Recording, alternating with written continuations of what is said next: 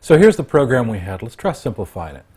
What you'll notice is that the two requests both require that pressure sensor 1 not be active. If you look at the truth table that we made, that's the case, right? The only time that either of the compressors are on is when the main pressure switch says, hey, we're below pressure, we need pressure. So that makes sense.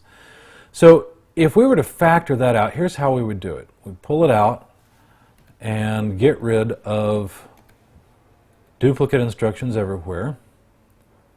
Do the same thing here. You notice all I'm doing is pulling out the instruction that is common to all of the rungs. So now this is equivalent to what we had a minute ago, except instead of having the instruction on each individual branch, now it's on the main rung, and it's the same thing. Now, if you consider what happens, what's mainly different between C1 and C2 is not really the first two branches. In fact, you can see that down here, right? These first two rows give rise to a 1. In other words, on for both compressor 1 and compressor 2. In other words, regardless of which compressor has run more, if both sensors are sensing that we've got low pressure, when we've got really low pressure, we need both compressors to run. So that condition really is encapsulated by these first two. And you'll notice they're identical. I13 inverted, that's the same. B0/0 inverted.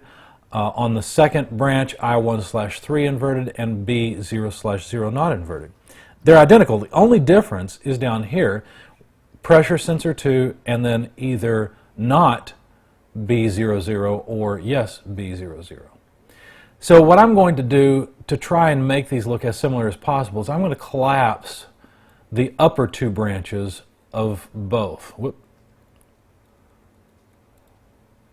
So I want to leave this lower branch alone. Now understand, I could collapse the lower branch, right? Because if you look at these lower two branches here, this is the same condition. So I could simply have this condition alone without any of this other stuff. I could simply have B0/0, get rid of this, get rid of this, get rid of this, and it would be the same thing, because understand that power gets through if B0/0 is on, regardless of whether I13 is on or off. Similarly here, I can make another simplification, though it would not be between this row and this row. It would instead be between this branch and the lower branch. But to keep rung 1 and 2 where they look most similar, I'm going to put the condition that makes the most sense that's common between the two. In other words, these first two rows, I'm going to put that together and scale it down and simplify it out a little bit.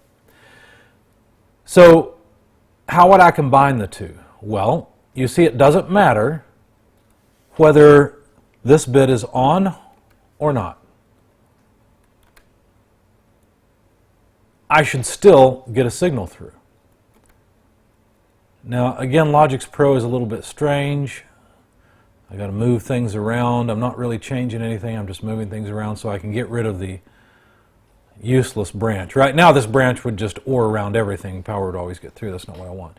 So this is equivalent to what I had before, because this single condition by itself takes care of both of these. See? You might say, well, how does it take care of both? Well, it's just this bit. This bit, I1/2 being off, is already a condition on the rung there. How would I simplify the other rung, rung number 2? Well, same thing. You notice that regardless of whether bit 0 is on or off, inverse of 1/3 allows power to go through. So again, I would simply cut out the references to the bit itself. Cut this, and what you notice is there's no way to highlight. Well, actually, I'm going to give it a shot. Notice that this is 1/3 true, 0/0 true. I'm going to try deleting this. Whoop. And it didn't work like I expected it to, but that's not too bad. That's what I wanted. Now this will work exactly as the code did before. I'll download and run this, and you'll see right now, hit start. Neither one starts running, remember, because there's the pause at the beginning of the code. We're not detecting the drop-off in the compressors. Instead, we're detecting the compressor low level for determining the rest period of the compressor. So it just takes a little longer for them to get started from the beginning, but that's okay. To get up to pressure, I'm going to turn off all of the outflow. With two compressors running at the same time, we should come up to the set point pretty quickly. Now it stopped, and I didn't expect that. Let's see, we're at 95.1. Have I introduced a bug somehow? There's still a request for the compressor 2 to run, and somehow it's not running. So there's a request. Why is it not running? Well, it's not running because the timer's not running. Why is the timer not running?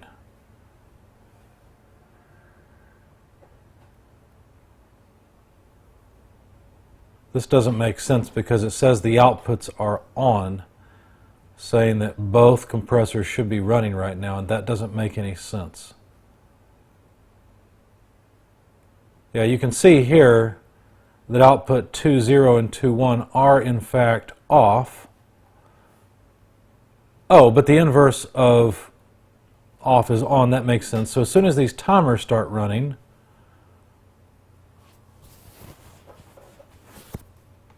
well, why is this not working now?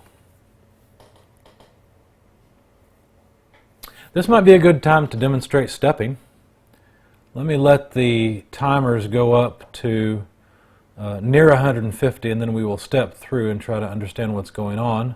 Step mode's a little bit different. It's a troubleshooting mode. So, oh rats. Let's go back into run mode. And what step mode does is it allows you to run one scan at a time rather than running scan after scan. Kind of glad this happened. I'll try it at about 130. Oh, I guess when I do that, it just resets the timers. So if we single scan, you see time incrementing. Looks like I'll have to run through a bunch of single scans. And the simulator is simulating time stopping in between the scans so that we can control things. So I'm just pressing the single scan button quite a bit. We're at 100, which represents 10 seconds, 120, 130, 140. Now before I make it go over the edge, there we are. Now we're at 150. These timers are done. If those timers are done, they should no longer be timing.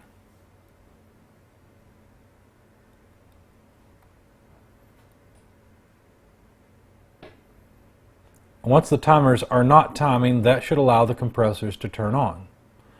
Once the compressors turn on, then this would turn off, so the timer should not run at that point. Because the compressors, one or both at this pressure, both would be running. Would they? No, only one would be running. Yeah, that makes sense because there's a request for only compressor 2 to run. And so the timer would not be timing. There would be a compressor. Oh, it helps to press the run button. I was not in run mode. So why is this thing running when I'm not in run mode? Let's see. It's running every now and then because those timers are running. That's why. Now, why were the timers running? That doesn't make sense. Well, I can fix that. I'll just hit start.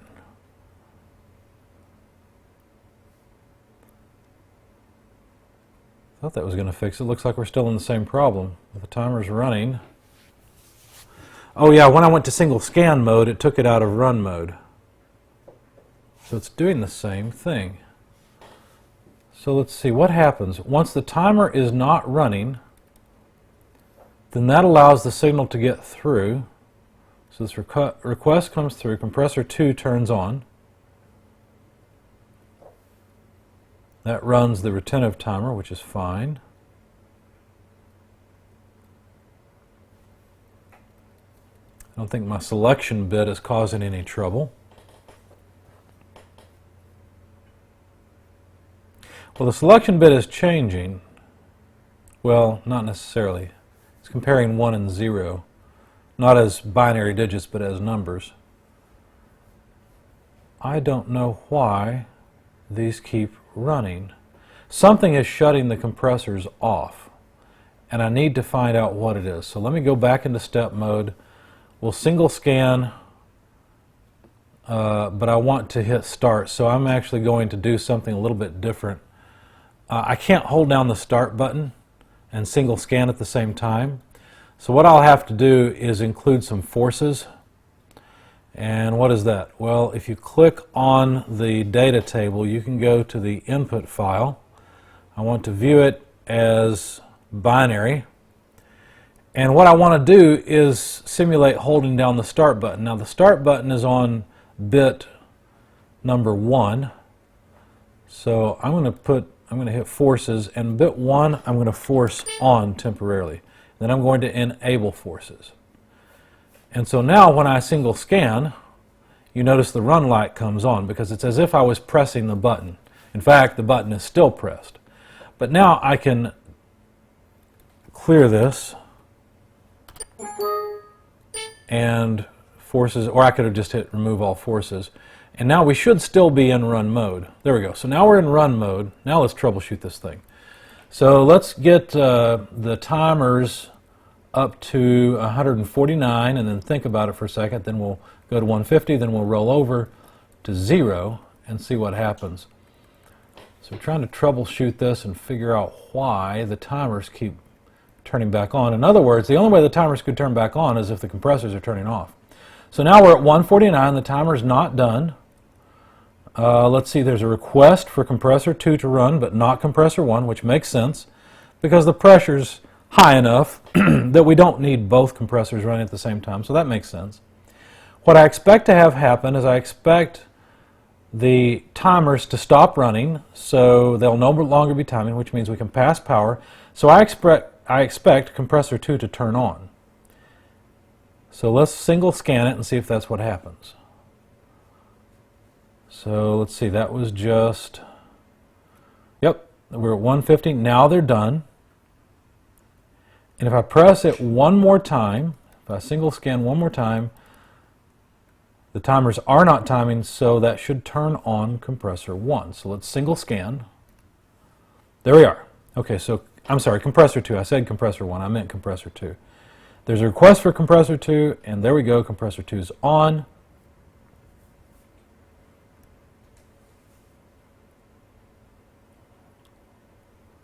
These resets are only affecting the retentive timer, so that's not the problem. Ah, the bit has turned off. The question was, is it greater than? Ah, I see my bug now. There is a bug in this code. If this bit shuts off, what that will do, let's see, if that bit shuts off, what that will do is turn off this bit, and power will no longer pass here, killing the request, which will kill that, which will make the timers run again. I need to say greater than or equal to. That's my problem, because notice the times are both at 0. So if I single scan, sure enough it shuts off, timers start running again, and we got a problem. You'll notice that one of the other compressors turned on, but it has the same problem. So the root of the problem was my greater than comparison. So let me change that. Instead of just greater than, we'll say greater than or equal to, and that should fix it. I'm kind of glad that happened because you got to see single scans work. Let's hit start. And once our rest timers are done, one of the compressors should start running. And it shouldn't start over as it did before. But it did.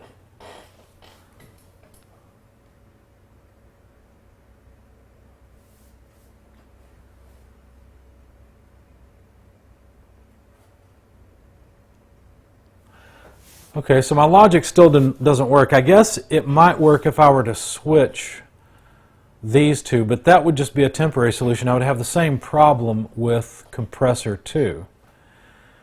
So I need some better way to decide which one should run and remember it.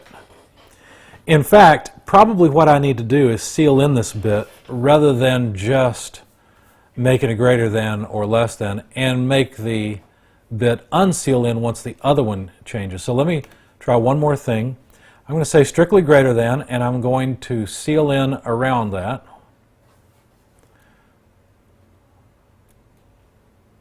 So the idea is that Once I've made a decision about the bit, I'm going to stick with it. And the only way I'll be able to cancel it is if the opposite is true. So the only way I want this seal in to break is if I've got the opposite. So how can I say that? Well, there's a couple different ways to do it. I guess the best thing to do is to put another comparison, but let me think through it.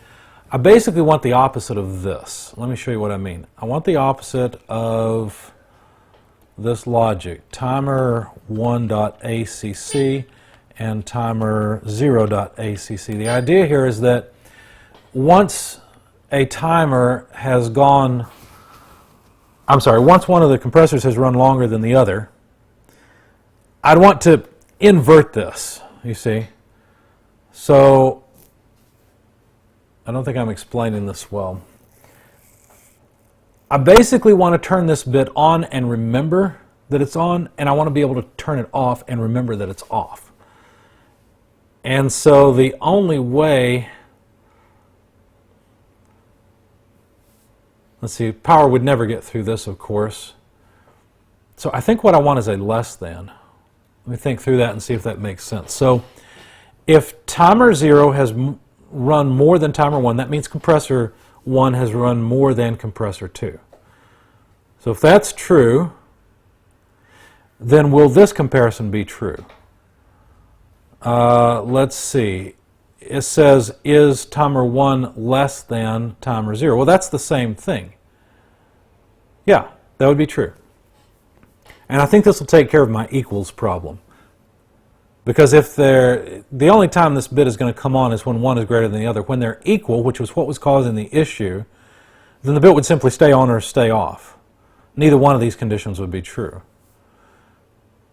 But I only want it to break once it's strictly less than. I only want it to toggle when it's less. So let's think about this. So let's say this is true. We turn on the bit indicating that we need to run compressor 2. Fine. So compressor 2 runs. Compressor 2 becomes equal to, that won't change anything because none of these conditions will match. So that won't change the bit. The bit will stay sealed in. Or will it?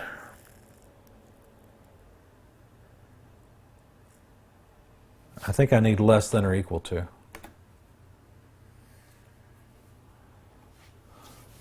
Okay, so let's think through this. If compressor 1 has run the most, so now it's time to run compressor 2. So compressor 2 starts running. So compressor 2's time is going to start to come up. It's not greater than compressor 1. It'll finally reach the same as compressor 1's time. In that case, power will still get through here and we'll still have compressor 2 on. Now compressor 2 will run a little bit longer than compressor 1 has run.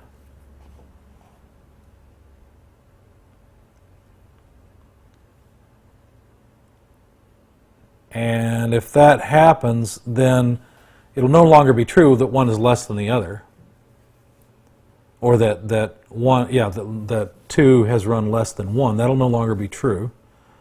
And so that'll break the seal in and we'll go back to compressor 1. This may toggle back and forth between the two compressors. That's something I wanted to avoid. Let's try it and see what happens. Put it in start. It's not running yet because, of course, our rest timers are not done. They'll be done momentarily.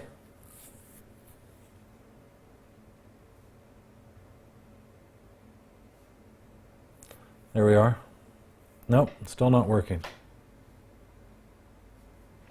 Let me use a different methodology. I'm still not convinced that my problems, I know my problem's on this line. Pardon me. What I'm going to do is use latch and unlatch instead. And I may be changing the logic of my truth table. That may be what's going wrong here.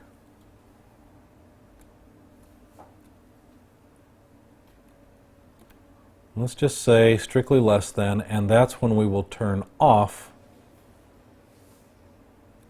the memory bit, or the bit that determines which way it should go. Download. Run, let's try that. Start. Rest timer should be done momentarily.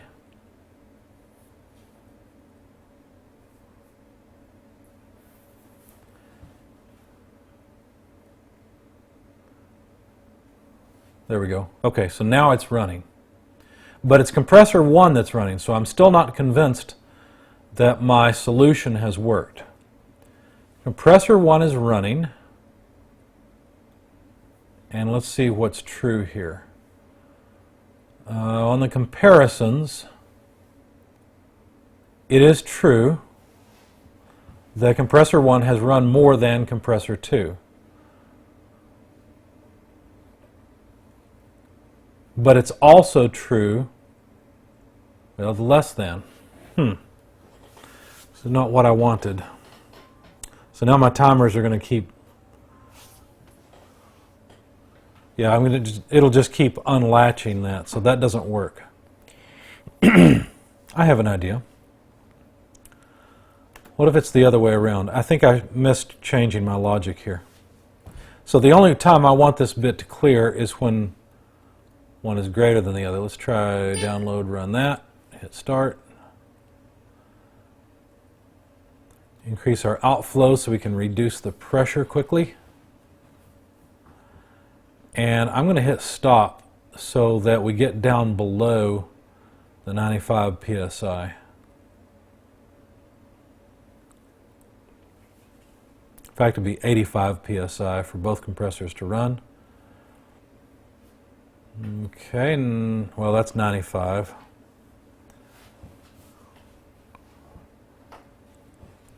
Let's say start. Okay, so both compressors are running. We'll take the flow down quite a bit. In fact, all the way so that, yeah, one compressor shuts off. That's what we want. So now we have only one compressor that is bringing us up to pressure.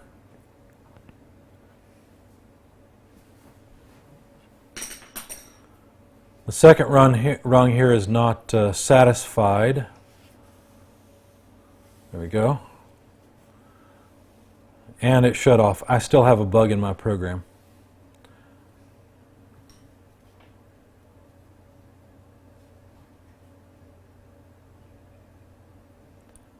Yeah, I still have the same bug. Okay, a lot of times students get to this point, and I've worked myself into a corner here. What I've done is made some mistakes that students typically make, and the mistake that I've made is I've just gone through here and I've tried switching things around, adding to, taking away from, changing the logic. That's not a very structured way to go. Usually when that happens, what you've done wrong is you've not thought through the proper conditions. So what are the conditions to make something turn on or to make it turn off? So that's what I need to think through. So let's see. All this instruction does is it says when compressor 1 has run more than compressor 2, turn on this bit, indicating that compressor 2 should run. This condition says on rung 9 that once compressor 2 has run more than compressor 1, then turn off the bit so that compressor 1 can run. Now, I really don't want to switch in the middle of the stream, right? There's a saying, I don't remember what it is, don't change canoes in the middle of the stream or something like that. The idea is don't stop what you're doing when you're in the middle of doing something. And that applies here, because if compressor 1 is running, I don't want compressor 1 to stop until it's done loading up the tank, even if it has run longer than compressor 2. I don't want it to cycle on and off, right? So what I'm going to do is make, let's see, I'm going to make the condition a little bit different. In other words, I don't want to turn on the bit saying that compressor 2 should take over just because compressor 1 is farther ahead than compressor 2, just because it's run more. So I'm going to make the conditions for turning that bit on a little bit different. I'm going to make it so that not only does compressor 1 have to have operated longer than compressor 2, not only that, but it must not be running as well. Those would be the proper conditions. Because if compressor 1 has run longer than compressor 2, and, that's a logical and, it's not running now, then I can flip a bit saying, okay, now let's run compressor 2. I would do the same thing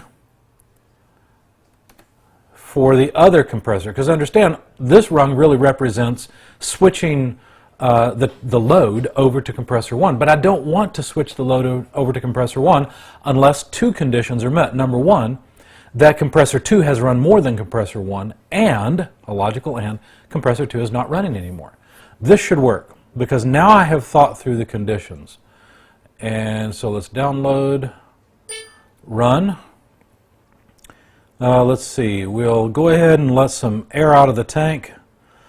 Pardon me. We'll let a whole bunch of air out of the tank. Let it go down below 85 psi.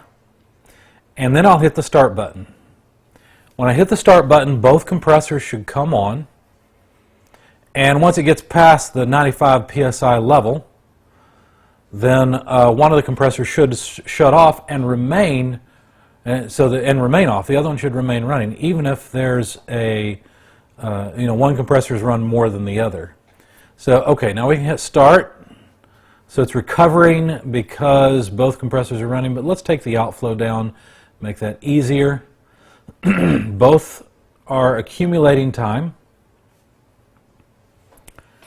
And so yes, one compressor shut off, the other one continued to run. Should take it up to the pressure. Now this will be interesting. I hope that this compressor has to run longer than 701, and it will. There we go. So it switched over, you notice, right? Now compressor 2 still is going. Before it was less than compressor 1. That's why it was the one that continued to take the pressure up. Now it has more, and you notice that these have been cleared because they were equal at one point. So that reset. But the bit remained either latched or unlatched. I guess it would have remained latched because it was compressor 2 that was working. So this is doing what I want. Now that compressor 2 has run longer than compressor 1, now compressor 1 should take over. Let's give it some flow, see what happens. Take it to 100% flow, and when the pressure drops below, let's see, what would that be, 100 psi, compressor 1 should turn on.